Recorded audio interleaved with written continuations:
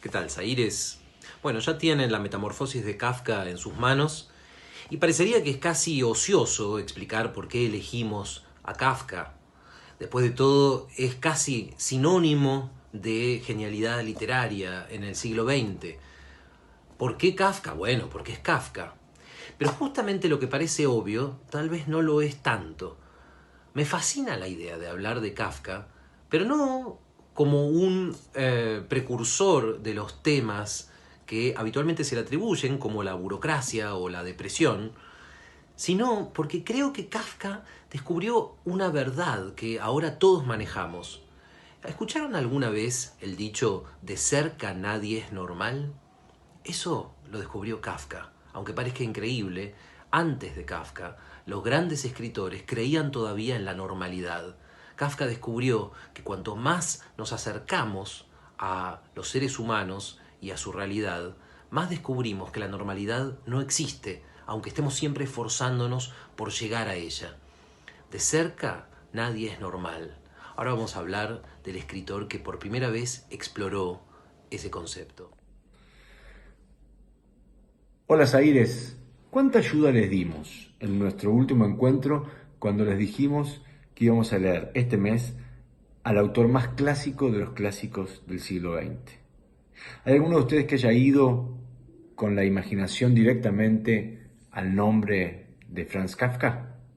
Probablemente sí, pero lo que queríamos contarles es que para nosotros Kafka no es solamente un verdadero clásico. Funciona dentro de la literatura como algo más, algo mucho más complejo. Es una categoría, por supuesto, es un concepto, por supuesto, como les anunciamos en nuestra carta de bienvenida, es un adjetivo, pero sobre todo es un universo de ficciones frente al cual no hay escritor o ensayista que haya quedado sin algo para decir. Kafka es, en este sentido, probablemente el escritor más analizado y sobre el que más se ha escrito a lo largo del siglo XX. Y en el Círculo Zahir no podíamos dejar de traerlo para disfrutarlo juntos. Las razones entonces para elegirlo sobran. Son las razones para no leerlo las verdaderamente difíciles de encontrar.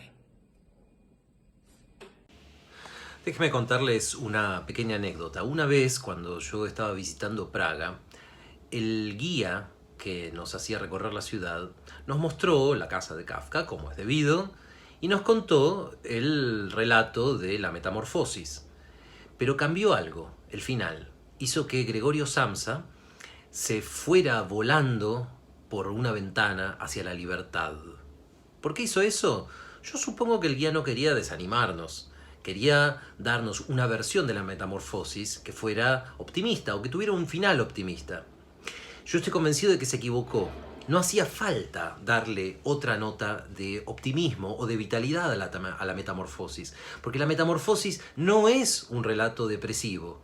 Sí, podemos sacar conclusiones un poco pesimistas sobre la condición humana, pero página a página, lo que ustedes van a encontrar en la metamorfosis, o a reencontrar si ya lo leyeron, es a un ser humano ocupado en descubrir su cuerpo y en encontrar maneras de sobrevivir en una situación límite.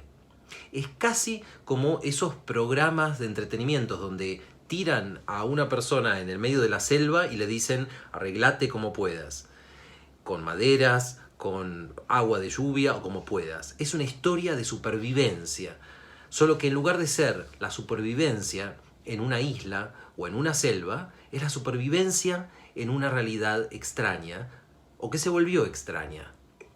Esta historia de supervivencia no necesita finales felices, porque cada página está atravesada por la vitalidad y por el deseo que impulsó a Kafka y a las ficciones de Kafka durante toda su vida. El deseo de sobrevivir cueste lo que cueste. Si dejamos de lado sus novelas, La Metamorfosis es el relato más extenso que Kafka escribió en vida. También uno de los más leídos y uno de los más admirados, al punto de que no hay nadie que ignore de qué se trata esta historia. Incluso o sobre todo quienes jamás la han leído. ¿Hay algo más a lo que pueda aspirar? un escritor. Muchos quisieron ver en esta novela corta una síntesis de la angustia del hombre del siglo XX, pero lo cierto es que Kafka la publicó en 1915, apenas comenzada la Primera Guerra Mundial, un par de años antes de la Revolución Bolchevique, unos cuantos años antes del ascenso del nazismo y la Segunda Guerra Mundial, y muchísimo antes de la corriente de pensamiento a la cual inspiró y se denominó existencialismo. Lo que no quiere decir que aquello que se dice de la metamorfosis no sea cierto. En todo caso, es probable que Kafka, una sensibilidad entregada por completo a la literatura, le haya dado nombre a una situación y un lugar para el hombre que todavía no existía en la realidad, pero que indefectiblemente iba a llegar. En ese sentido, Kafka, que murió hace casi un siglo, es más que un escritor o un autor de la angustia. Es, en realidad, un narrador del futuro.